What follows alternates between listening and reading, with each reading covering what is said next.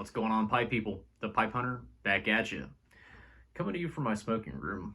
Usually I have a slightly different angle, but it's getting late and I wanted to get this video recorded kind of quickly. So I just kind of threw the camera in front of me without putting too much thought into it.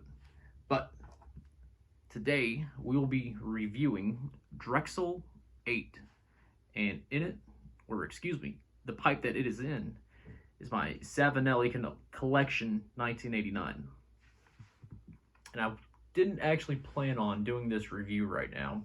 I just sat down to have my evening smoke. Here the past week, I've been smoking a large bowl of Virginia tobacco every evening, and I've been absolutely loving it. But this came as a sample from Carolina Kirk Walt, and I've been working through his samples to get videos up on YouTube of those samples. And I thought that Drexel VIII sounded familiar, but I could not put my finger on it. And my cat might get in the video here, that's fine if so. You want in? Come on. Always animals getting in my videos. Anyhow, the Drexel VIII sounded very, very familiar. And so I thought maybe I had done a review on that. And I went online to tobacco reviews, and sure enough, I had written a review. It was one of my very first reviews that I ever wrote. And so I started the blend, and I'm smoking it while reading my review. And some things I got right, and some things I don't think I necessarily got wrong, but I think age of the tobacco at this point has something to do with it. This is a discontinued blend, so the tobacco has a little bit of age on it for sure, and moisture levels and things like that. So I knew it was Drexel because it was dry. I knew I'd had it. That's one thing I remembered about it, because it comes in a pouch, which isn't a bad thing, and I'll get to that at the end of the review why I think so. But it came in a pouch, and I remember my sample being dry, this sample being dry as well. And I think actually in 2018, Pipes and Cigars gave a she's snoozing, gave a lot of these out for free on International Pipe Smoking Day. I believe with any order that day, I acquired one, smoked it, reviewed it, enjoyed it. But between the age of the tobacco, between maybe this one might be a little bit more dry than what I had, and just overall experience, now that it's a couple years down the road, there's a few things that are either different about the blend, or we'll get to it. I don't want to overdo this. So let me get my pipe going. Let me grab my show notes. Let me not get scratched by the cat.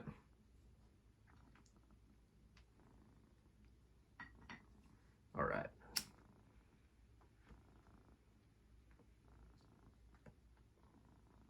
So I've mentioned it's no longer produced.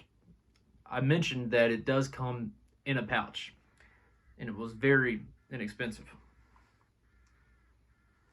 Now the aroma, and let me say this first of all, this blend is extremely similar to Orlik Golden Sliced. If you've had Orlik Golden Sliced, this is the closest thing to it, or Orlik Golden Sliced is the closest thing to this that I found. So the aroma, bright citrus, bready, okay, touch of hay, slight sweet hay, and a little plummy.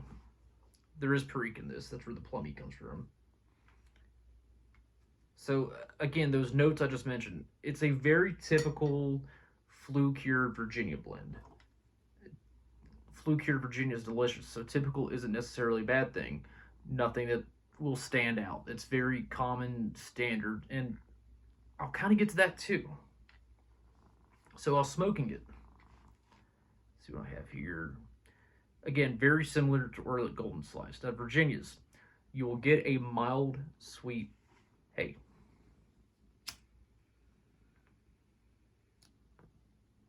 It's not a flavor bomb, very subtle flavors, good flavors, but it's a very gentle blend. Very gentle, very soft, very quiet. The hay isn't in your face, nothing is in your face. It's very gentle, very soft, and just a touch sweet on that hay, as flue-cured Virginia is. There's definitely some tang, citrusy lemongrass kind of flavor, and perique, which early golden slice has a touch of perique. This has a little bit more perique than early golden sliced, for sure. And actually, the perique in this blend is really good. I don't know if it's St. James, Acadian, a mix, but I get a lot of black pepper. Maybe not a lot, but very noticeable black pepper. Even though there's not a whole lot of perique, that pepper note stands out. It's very clear. But also a lot of dark fruit, stewed fruit as well. Usually Virginias lean towards pepper or fruit, and this one, I don't know if it's two different periques they're using, but it has the fruit and it has the pepper aspect. It's actually very nice, and it complements the flue-cured Virginias very well.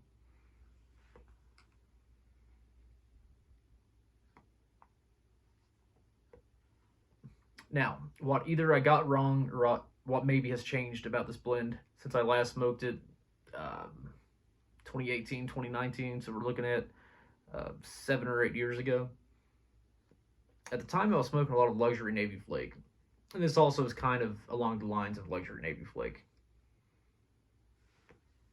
In my original review, I had written that there may have been, and I didn't put that it was, but I detected a rum and possibly light fruit topping, but that it kind of flashed off halfway down.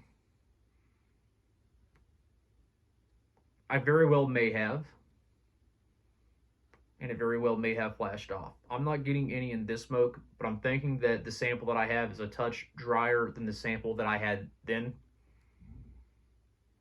So I don't want to go into my review and change it because I don't know for sure if I just kind of had that wrong, that I was getting Virginia flavors that luxury Navy flake had that was similar to what Drexel has, and I thought maybe it was the topping that was similar, but in reality it was something with the actual tobacco. Or it could have had the topping very lightly applied, and just with the blend drying out how it has, not being able to taste it now. I don't know. If you happen to find some, give it a smoke, and pay attention to that. See if you can find the topping. If I had it right at that point, or maybe I was tasting something else that I thought was the topping, but wasn't. So yeah, this is very close to early golden slice. The Virginia is slightly more full, and I do mean just ever so slight. Both of these are very mild, very light, very bright Virginias, but maybe this one has a touch more of the bready note. There's definitely a bready note that I taste that I haven't mentioned yet, other than in the aroma, but a little bit of that does come through the flavor profile. More perique, like I said, not a perique bomb. It's very lightly applied, but more so than early golden sliced, and very clear perique flavors. It's interesting, really. And actually, this might be just a little bit more one-dimensional than early golden sliced. This is a bread and butter kind of blend. There's not a whole lot going on. It's very laid back, as I mentioned. It's very gentle, but what's there is very tasty. Let me show you the blend real quick. Let's put the pipe down. It's fairly crushed up. Yeah, I just spilled tobacco on my cat. It'll be okay. I'm just gonna have to grab a handful of what I can. It's darkened up a little bit. It is a little bit darker than I remember, but this definitely has a little bit of age on it for sure. I remember when I had it and it hadn't completely broken up like this. It was a very typical Virginia flake. It's produced by SDG, or was produced by SDG, so all their flakes are very uniform and kind of to the same size, which I liked. I thought they were very beautiful. I love the rustic look of some of the Gawath flakes, like full Virginia flake. Very thick, very rustic, uneven. Each piece is unique, kind of like a piece of beef jerky. Whereas SDG flakes, such as, I think it's produced by SDG, Luxury Navy flake, it's very uniform. Each one is clearly cut. They're beautiful to look at, and I enjoy both the rustic, kind of uneven, and then the very glamorous, uniform flakes. Now, the final thing I was going to say about this tobacco I kept saying, I'll get to this at the end, I'll get to this at the end. This was kind of a genius blend. Nostalgia meets new world. What I mean by that is, I think the idea behind this blend was, what if there was a VaPer, a Virginia Perique blend, like an OTC, like a modern day over-the-counter codger blend. It's not a Burley blend, it's a Virginia blend. But if there was a Virginia Perique OTC blend, what would it be like? You know, OTC blends, they come in pouches. Very inexpensive. I don't want to say cheap because that makes the tobacco sounds bad. There's nothing cheap about it. The quality is absolutely there, but it is inexpensive. What if there's an inexpensive OTC VaPer that came in a pouch that you picked up at your local drugstore next to Prince Albert? What would that be like? And I think Drexel was the answer to that. It was like OTCs, very simple, not in your face with subtleties or nuances. It was a kind of one-dimensional bread and butter smoke that you could puff on all day. And you can't puff on this all day. It's very gentle on the tongue. Like I said, this particular sample is just a touch on the dry side, but even then, it's behaving very, very well. I'm not getting tongue bite off of it. I'm hardly having to dial it back at all. It stays lit very well. The pipe is not getting hot. It's not loaded with nicotine. It's a very mild Virginia, so it's something you could smoke all day long.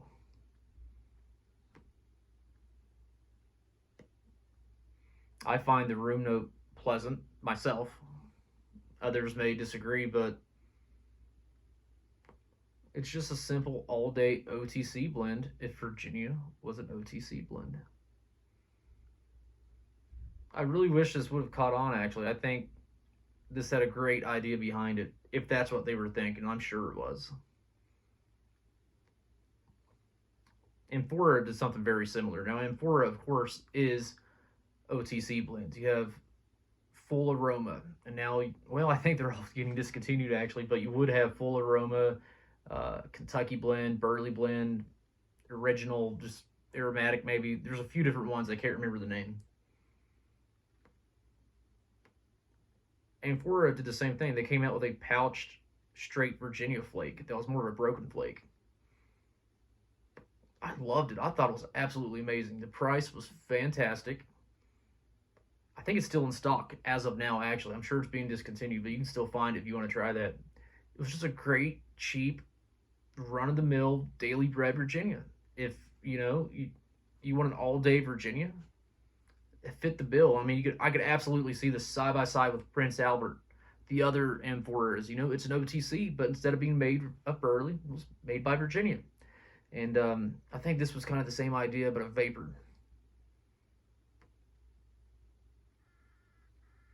But if you get the chance, try it out. If you like golden sliced, this is going to be a blend for you. It's that kind of blend. Don't expect to be wowed, but expect something simple but good. But that is all I have for this video. Thank you guys for stopping by. Got a new project starting tomorrow, but hopefully I'll have 1 or 2 reviews out this coming week. So you guys have a good week. Take care, and as always, keep smoking, keep puffing, keep enjoying.